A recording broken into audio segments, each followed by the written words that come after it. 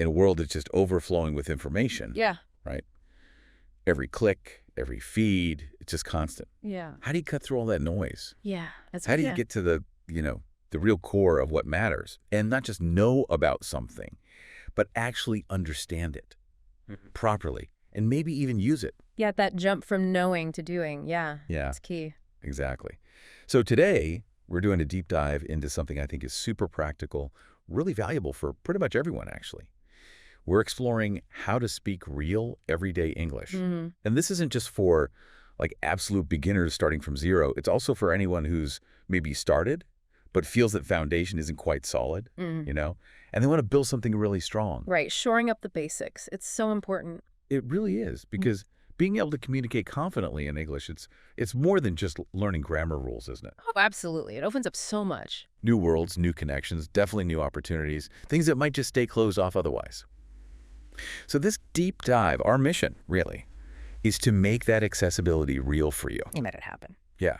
So over our chat, we're going to unpack some really essential vocabulary for daily life. The practical stuff. The words you actually use. Exactly. And demystify prepositions, those little words that tell you where things are. Master how to use them precisely. They can be tricky, but yeah, so crucial for painting a picture. We'll also uncover the secret to sounding natural, getting that flow through contractions. Contractions. The key to sounding less like a textbook. Totally. And we'll discover some really effective ways to actively practice speaking, like in the real world.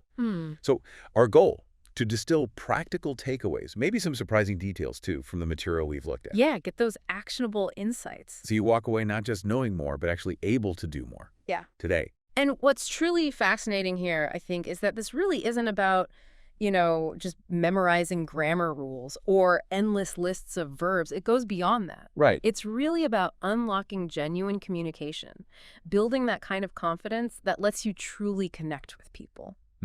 That connection piece is vital. Totally. Think of it like this. Learning real English changes the language from just like an academic subject, something you studied, into a living tool, something you can just pick up and use instinctively. Like it becomes part of you almost. Exactly. And if we connect this to the bigger picture, this isn't just theory, we're not just talking about English. We're looking at how to help you move from that passive understanding where you can read it, maybe understand it when you hear it slowly. Right, the recognizing stage. Yeah, to active, confident expression, making sure you don't just learn about English, but you actually speak it with ease, sounding natural. Okay, let's dive into something that honestly was a bit surprising when we looked at the data. It really highlights a critical need, I think. Yeah. So we saw some info from a language program where students self-identified their level, beginner, intermediate, advanced. Yeah, self-assessment. And a pretty big chunk, actually a full 25%, a quarter of them chose beginner. Huh, okay. Now, maybe that doesn't sound wild at first, but here's the thing. A lot of these learners had already been exposed to, well, what you'd call more advanced English stuff. Right, maybe they'd watched movies or tried online courses. Exactly. Dabbled in harder content. But still, even with that exposure, a quarter of them felt, deep down, I'm a beginner. Wow. That is interesting. It says a lot. It really does. For me, that's like a big aha moment. Yeah. It shines a light on this gap, between what someone thinks they know or what they've seen. And what they actually feel comfortable using, their practical skill. Precisely. Think about it. You might understand complex sentences when you read them, maybe even follow advanced ideas when you listen carefully. But if you still hesitate to form your own basic sentences, or feel that little knot of panic trying to handle a simple everyday chat, Yeah, that feeling. then maybe that foundation isn't quite as strong as you thought. It just screams how important it is to start strong, to really build that solid base before you try putting up fancy walls. It's that house analogy, isn't it? Exactly. You can dream about amazing rooms, spiral staircases, whatever. Huh. Yeah. But without a solid foundation, the whole thing's unstable. It just won't hold. Real fluency, lasting fluency, it needs you to go back to basics, Yeah. even if it feels like you're going over old ground. Making sure every single brick is solid. Yep. Laid properly, firmly, confidently. And this really leads us straight into that crucial difference between, classroom English and what we're calling real English. Yeah, let's unpack that. So classroom English, it has its place, obviously. It teaches you the rules, the structures, but it often focuses on getting things perfectly right. Like grammatically perfect, in isolation. Exactly. pristine sentences. The goal is often passing the test, right? Making sure your verb endings are flawless, or you can diagram that sentence perfectly. It's all very controlled. Neat and tidy. But real English, oh, that's a whole different ballgame. It's about the natural phrases people use without even thinking. The stuff that just rolls off the tongue. Yeah, and idioms, those phrases that make zero literal sense but everyone understands. Definitely. And all those subtle spoken things, the rhythm, the intonation, how words kind of blend together, the stuff native speakers do effortlessly every single day. It's not just a small difference then. It's like a whole mindset shift. It really is. And we hear this all the time from learners. Like there's this wonderful course member, Ildiko. She put it perfectly. She said she valued learning, and this is a direct quote, real English, not classroom English, real English spoken by real American English speakers. Wow. That really nails it, doesn't it? Yeah. Real English spoken by real speakers. It highlights that practical, authentic goal so well. Ildiko's point really gets to the heart of why this difference is so important. It's not just academic. Not at all. It's the difference between, say, acing a grammar test Right. and actually being able to have a smooth, natural conversation where you feel comfortable. Exactly. It's about understanding jokes, getting sarcasm, navigating everyday stuff, ordering coffee, asking for directions without feeling totally lost or stressed out. The feeling of being overwhelmed. Yeah, it hits your confidence directly, of course. But more than that, it affects your ability to actually use the language in meaningful ways. So you move beyond just recognizing words. To truly understanding people. Connecting with them. That's the real goal, isn't it? Absolutely, that connection. It's huge. It's about making communication feel, well, effortless, or at least a lot less effortful. And for so many learners, bridging that gap from knowing about English to using it confidently, that's the biggest hurdle. Okay, so here's where things get really practical and I think quite insightful for anyone wanting to, cut through the theory and find what actually works. Right. The material we looked at highlights a specific approach called the conversation breakdown method. Ah, yes. Yeah. Very effective. It sounds a bit technical, but it's really not. It's super practical.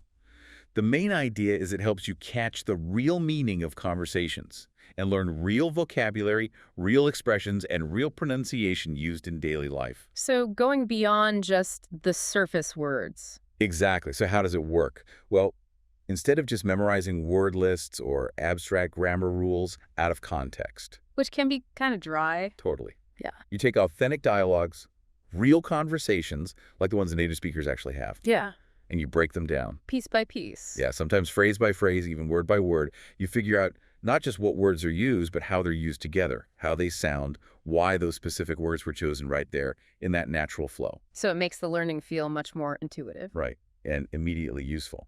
Because for you, the learner, this is a huge plus. It helps stop that feeling of being totally overloaded with information. That feeling of drowning in rules. Exactly.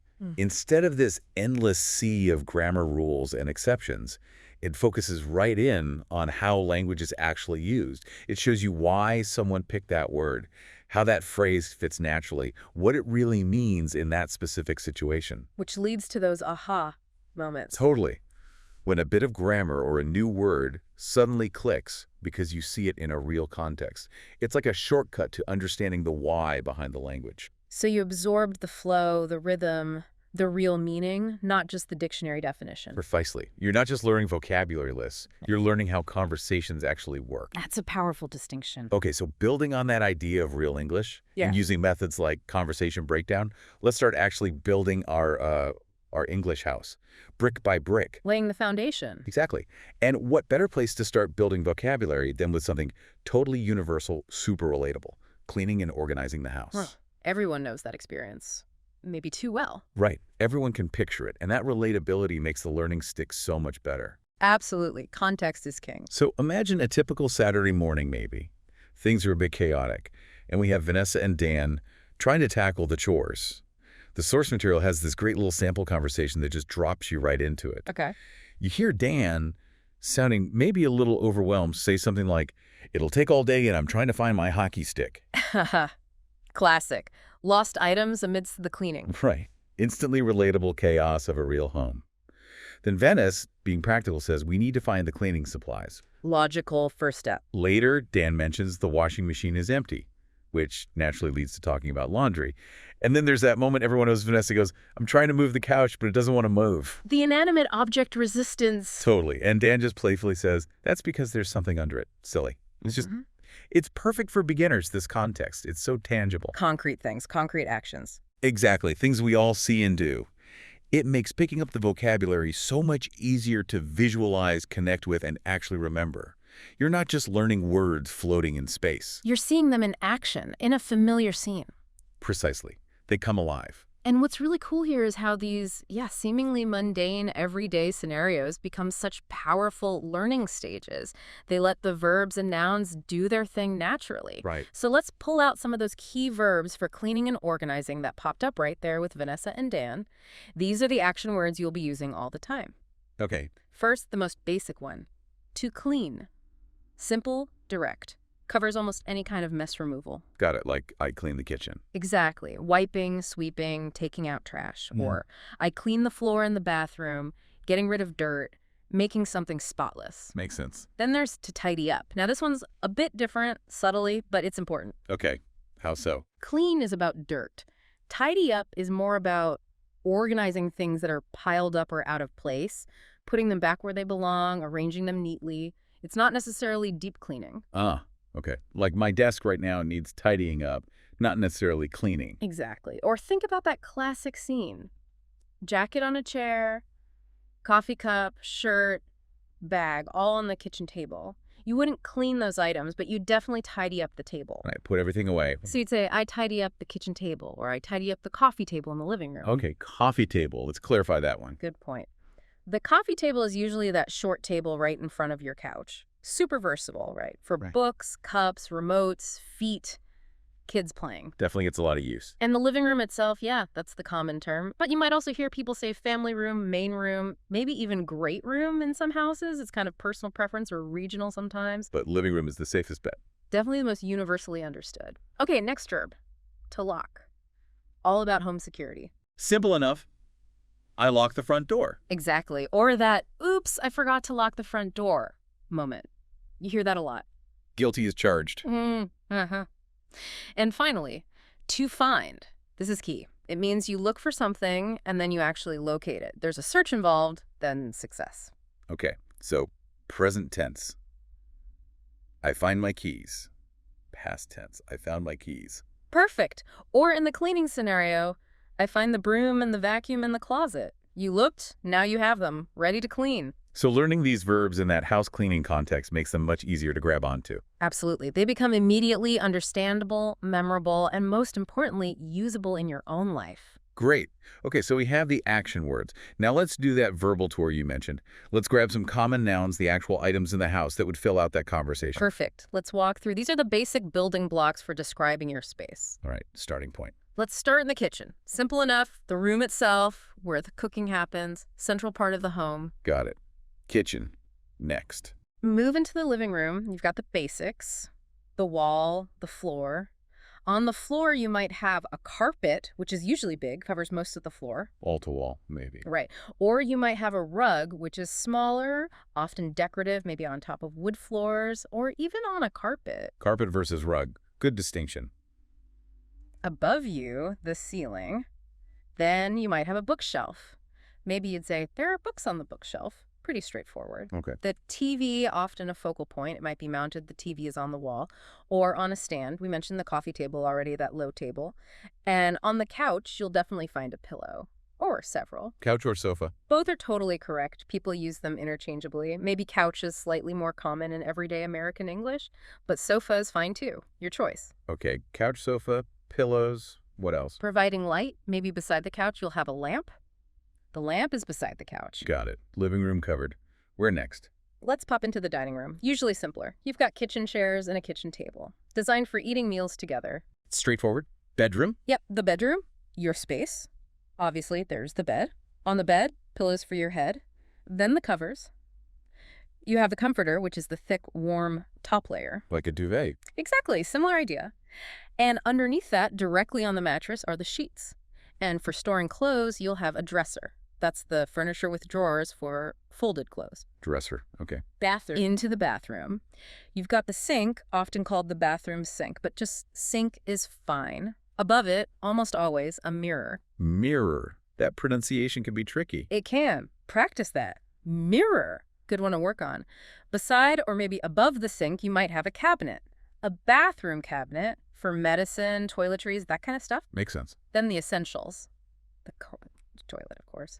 And for washing, either a shower or a bathtub, or often a combination unit. Shower, bathtub. Got it. Last stop. The laundry area might be a whole room, maybe just a closet or in the basement. Here you'll find the washing machine, often shortened to just washer. Washer, yeah. You'll need a laundry basket for the dirty clothes. And you might find cleaning tools here too, like a broom for sweeping. Broom, washer, laundry basket. Okay, that's a good tour. And this really brings up that important question, doesn't it? How does learning these specific nouns and verbs right there in that relatable house context make them stick so much better than just like flashcards? Yeah. Why is it more effective? Because you're not just memorizing abstract words, you're building mental maps. You associate tidy up with that image of the messy coffee table or maybe your own desk. Right, it connects to a real image. Exactly. When you hear washing machine, you don't just recall letters, you picture it, maybe hear it running. This contextual learning, it's incredibly powerful for locking things into your memory. And for recalling them quickly when you need them. Precisely. It feels less like studying and more like just describing the world you already know. You're learning it organically, the way you learned your first language, by experiencing it. That makes a lot of sense. Okay, so knowing what things are called is huge. That vocabulary tour was great. A good starting point. But knowing where they are in relation to everything else, that's absolutely vital for clear communication. You can't really describe anything without it. True. Location, location, location. Yeah, exactly. This is where prepositions of place come in, those tiny little words, on, in, under, behind. They seem small, but they do so much work. Right. They make a massive difference in how accurately you describe things, how natural you sound. So what does mastering these mean for you, the listener? It means really paying attention to the subtle but powerful ways we use them to explain where something is located. And what's really interesting here is that while some prepositions might seem similar, like what's the real difference between under and below, understanding these subtle distinctions isn't just about grammar rules. No. It's about grasping how native speakers mentally map out space. It's the underlying logic that makes one word feel more natural than another in a specific spot. Ah, okay, like getting inside the spatial thinking. Exactly. So we'll group them by how they're typically used and maybe do a little thought exercise for each group to help it sink in. Okay, sounds good. Let's do it. Where do we start? Let's start with vertical placement and whether things are touching above, on top of, and on. It's okay. Above, on top of, on. Above means it's higher, but crucially, not touching. Think. The picture is above the piano. It's on the wall, higher than the piano, but there's space between them. Got it. Not touching. On top of means it is touching, and it usually suggests a high place or the uppermost surface. Imagine. The food is on top of the fridge. It's sitting right there on the highest part of the tall fridge. Touching and high up. Okay. And then on. This also means touching, just like on top of, but it's the general all-purpose word for contact, used for everything else, not necessarily a high place like the plates are on the shelf. Touching, but could be anywhere. Exactly. Okay, ready for a little test? Let's try. Imagine a bowl. It's resting directly on a plate. And that plate is just sitting on your kitchen counter, not high up. How would you describe the bowl's position relative to the plate? Above, on top of, or on? It's touching, but not particularly high. I'd say the bowl is on the plate. Exactly. Perfect. That's the most natural choice for everyday speech. On top of might sound a bit emphatic or specific to height here. On is just right. Okay, subtle but makes sense. Next group. Now let's look at the opposite. Vertical placement, but meaning lower than. The words are under, below, underneath, and beneath. 4 options. Okay. Yeah. But one is definitely the star. Under is by far the most common word you'll use in daily conversation. It means directly covered by something or situated lower than it, like the sheets are under the comforter. Covered by it. Got it. Below means the same thing. Grammatically, it's fine. But it's just less common in casual chat. You might see it more in writing, like see the text below. Okay, less conversational. And then underneath and beneath, these are quite formal. You'll very rarely hear them in just regular everyday talk.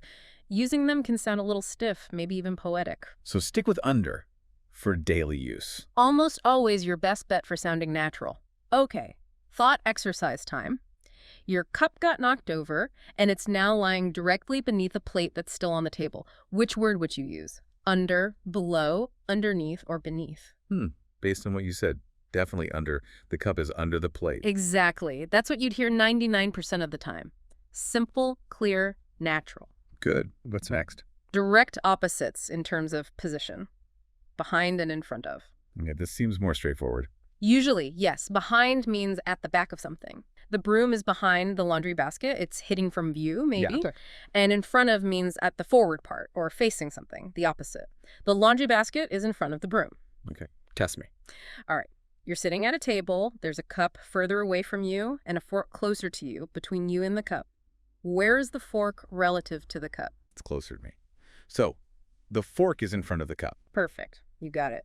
Easy peasy. Okay, keep them coming. All right, now prepositions about proximity and relative position. Let's look at between, beside, and next to. Between, beside, next to. Okay. Between is specific. It means something has objects on both sides of it. It's in the middle.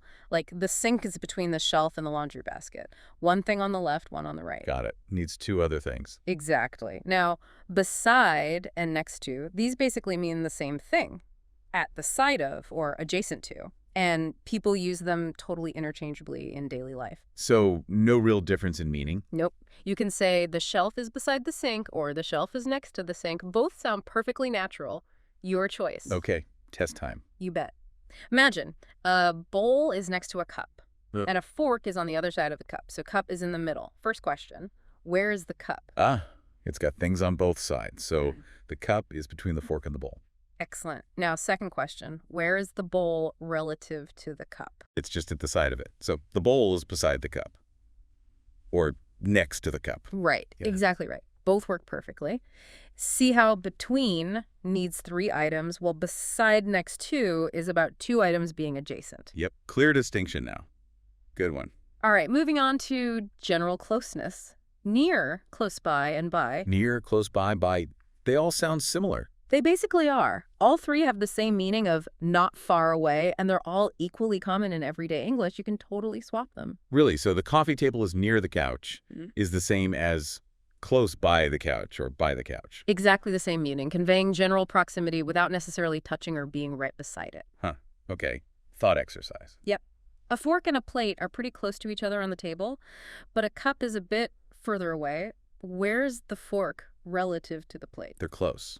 So the fork is close to the plate. Or maybe the fork is by the place. Could I say nearer? You could. Yeah. Close to and by probably sound a tiny bit more natural for things right there on a table, but near isn't wrong. All 3 basically work here to show they're not far apart. Good. Okay. Getting the hang of these. What else? Let's talk about enclosure. In and inside. In versus inside. Seems like the same thing. Generally, yeah, they mean the same thing, often interchangeable. But in is much, much more common in daily conversation. It's just shorter, more efficient. Okay. So, example. You'd probably say the soap is in the bottle or the soap is in the cabinet, while saying the soap is inside the cabinet is perfectly okay. It's just less typical. In is usually preferred. Got it. Go for in most of the time. Test. Quick one. Where's the fork if you've stood it up within a cup? Easy now. The fork is in the cup. Exactly. Sounds most natural. Okay, last group, and this one has some important nuances about movement versus location. Out of, outside, and outside of. Ooh, okay. Out of, outside of. Sounds tricky. It can be, but the key is thinking about movement. Out of carres specifically implies movement from an inside place to an outside place.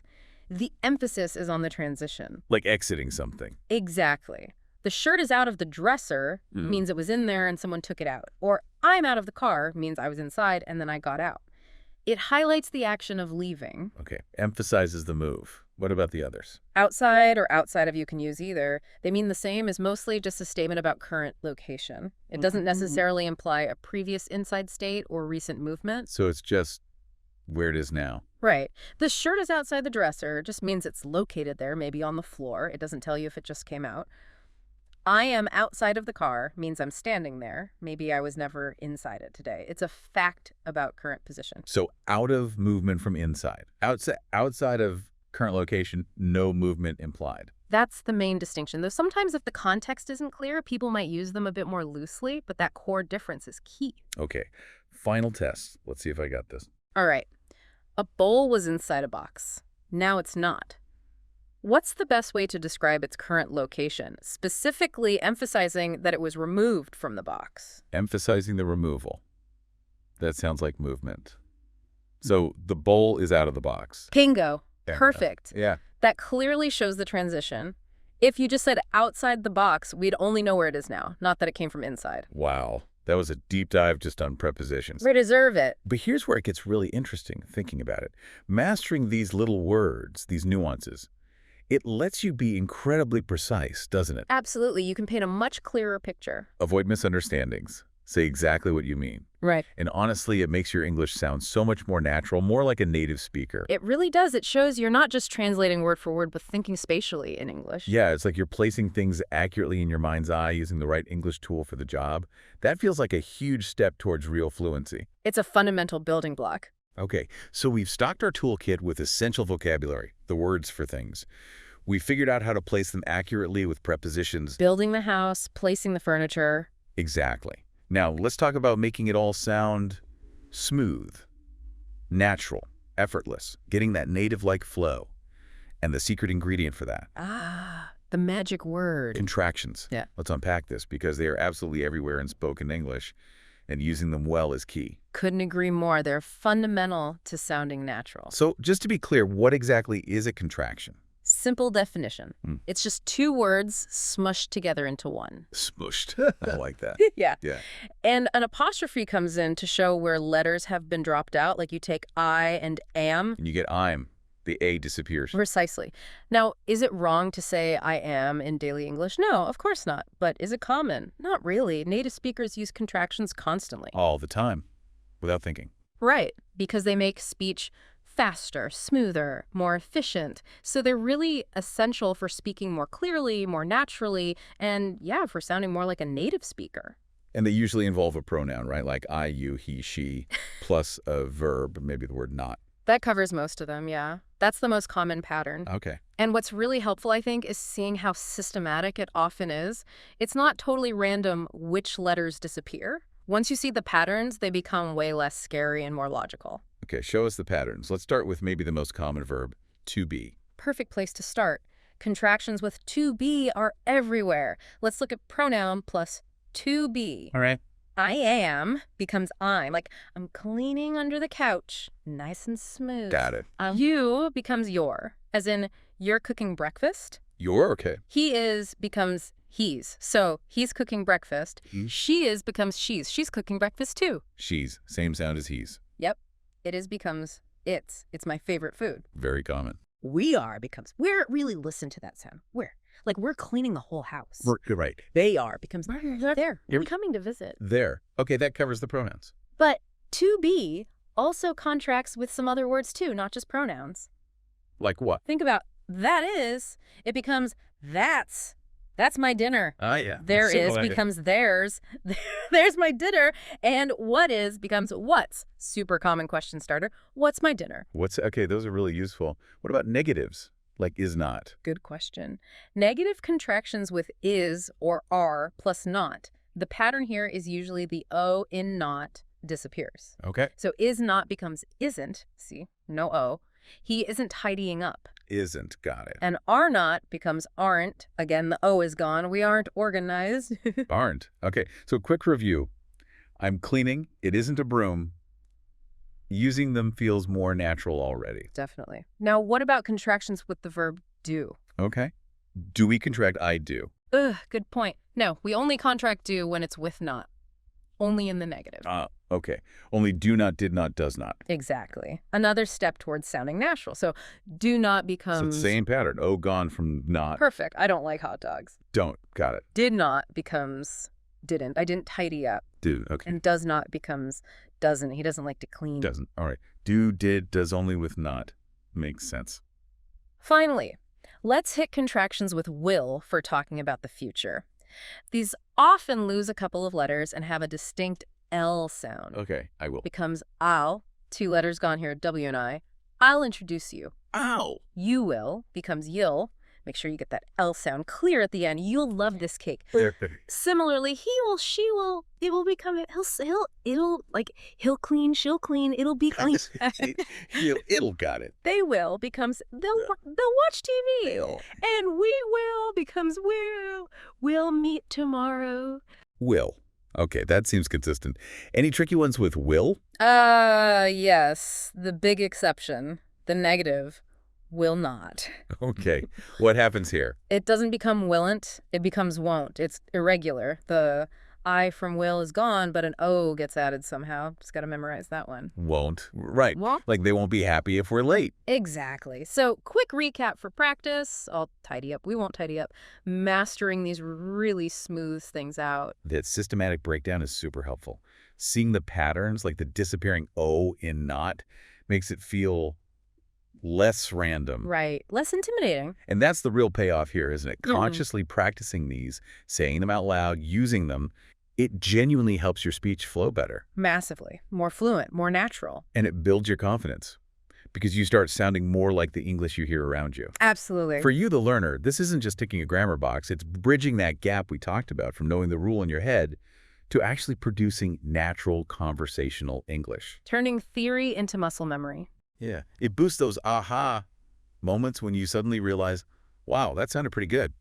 And importantly, understanding contractions also helps you understand native speakers better, especially when they talk fast. Because you start hearing the connected sounds, not just isolated words. Exactly. You're learning the rhythm, the music of the language. Well put. Okay. Yeah. So we have filled our toolbox. We've got essential vocabulary, we've got precise prepositions, we've got the flow of contractions. Tools are ready. Now, the million-dollar question. How do we actually use these tools? In real time, in actual conversations. It all boils down to practice, right? But specifically active practice. Yes. Not just passive listening or reading, active production. So what does this really mean for your learning journey? How do you take everything we've talked about and make it stick, make it usable? The doing part. Right. The material we explored really hammers home the importance of answering questions out loud, not just thinking the answer in your head. Why is that physical act so important? It's like working out your pronunciation muscles, your mouth, your tongue, your vocal cords.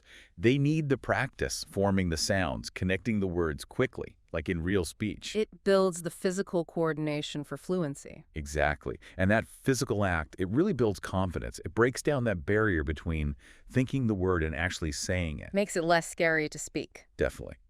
And the other key thing stressed is using full sentences.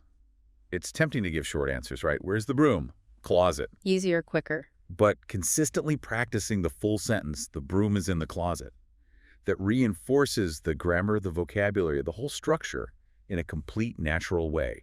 It makes it stick better. Embeds the pattern. Let's look at some examples from the material that show this active practice. Remember the vocabulary. If someone asks, where can I find the broom to sweep the floor? The encouraged response is the full sentence. You can find the broom in the closet using the verb, the noun, the preposition, whole package. Exactly. Or from the grammar lesson on prepositions. Question, what is on that shelf? Full answer. There is a book on the shelf using there is and the correct preposition on. Right. And from pronunciation, using contractions. Question, do you know what time we are meeting for dinner? The natural practice response uses the contraction. We're meeting for dinner at 7 o'clock. Smooth, efficient, natural. This kind of active, out-loud practice with full sentences, it's absolutely crucial for making what you've learned today actually yours. So the real question for you listening is, how can you build this into your day? Make it a habit. Yeah. Maybe repeating sentences while you cook, describing your kitchen, answering questions in your head, no, out loud, during your commute. Describing what you see. Even just 5 minutes before bed, talking about your day in full English sentences. The key is out loud. You got to hear yourself say it. And connecting this to the bigger picture, it's so clear that while that individual out loud practice is vital, language learning just thrives in community. It's not meant to be done completely alone. Right. Language is social. Exactly. The material really highlighted the amazing power of finding a community. It talked about discovering a wonderful community where learners can meet and interact with so many wonderful friends around the world. That sounds amazing. It really is, because fundamentally, learning a language is about connecting, isn't it? Understanding others, being understood. Bridging those gaps. Yeah. And we heard from Elaine from Brazil. She joined a course wanting to improve her English, which is normal. But she said, and this is her quote, "What surprised me even more was the wonderful community and the opportunity to meet and interact with so many wonderful friends around the world." Wow. So the community aspect was almost more impactful for her. That's what she suggested. It transformed the whole experience because it wasn't just about grammar anymore. It was about people. That makes sense. Yeah. What are the benefits then of learning in a community like that? Oh, loads. First, it helps you get over that shyness, that fear of making mistakes. Everyone's in the same boat, learning together. It's a low-pressure, supportive space. Takes the fear factor down. Massively. You also get different perspectives, learn from each other's questions, not just the teacher, and you build actual real connections. People start talking on Skype, Zoom, whatever, weekly, even daily sometimes. So it goes from studying alone to this collaborative, shared thing. Exactly. It's motivating. It fights that feeling of being overwhelmed because you're actively using the language, sharing the journey. And besides pure interaction, the material mentioned weekly live lessons with instructors, too. Direct access to experts. Right. Ask your specific questions, get clarification right away, stay motivated. It really raises that important question. How can the social side of learning be just as crucial, maybe even more so sometimes, than the purely linguistic lessons? Because language is social. You learn to use it by using it with others. It's a skill you hone through interaction. Precisely. You can't learn to swim just by reading a book about it. Great analogy. You got to jump in the pool. Jump in the conversation. And supporting all this active practice, the community aspect, the material also pointed out the different resources available to keep the learning going, flexibly. Yeah, the tools to help you keep practicing. Like having MP3 audio versions. Means you can listen and learn while you're driving, cooking, walking. Even drifting off to sleep. Makes use of dead time. Totally.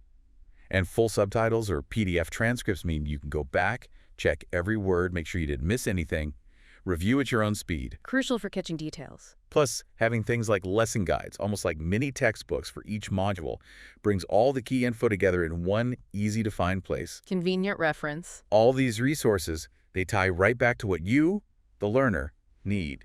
Structured, thorough, but also really accessible knowledge.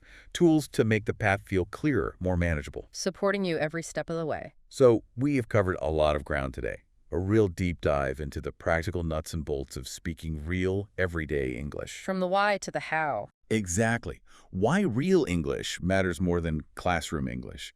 The actual words you need for your home. Those tricky but essential prepositions for saying where. And the natural flow you get from mastering contractions. Building blocks firmly laid. Right. And this foundation, this knowledge, when you combine it with that active out loud practice we talked about and the energy you get from a learning community, that really is your clearest path to communicating confidently, authentically. And what's truly fascinating, I think, is seeing how all these pieces, the vocabulary, the grammar, the pronunciation, they don't just sit side by side. They weave together. They form an integrated whole. They work together to create fluency. Exactly. So to really bring this all home, to encourage you to start using it right away, let's end with a question. One that pulls directly from that very first scenario we talked about, the house cleaning. Okay, a final challenge. A little prompt for immediate application. It seems simple, but I want you to really think about how you'd answer it using everything we've discussed. Who cleans your house? Is it you? Is it your mom, your husband, your partner, your kids? Maybe nobody, and it needs cleaning. Could be.